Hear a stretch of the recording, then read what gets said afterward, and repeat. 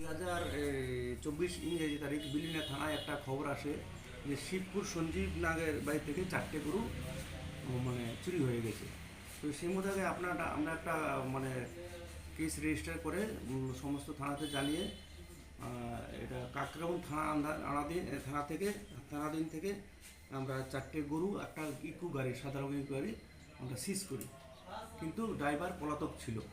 তো আমরা সোর্স মাধ্যমে লাগিয়ে গতকালকে মিজান মিয়া, আমাদের এই কেসের তদন্তকারী অফিসার শিবশঙ্কর সহ মেলাগড় থানার টিম মিজান মিয়াকে অ্যারেস্ট করি।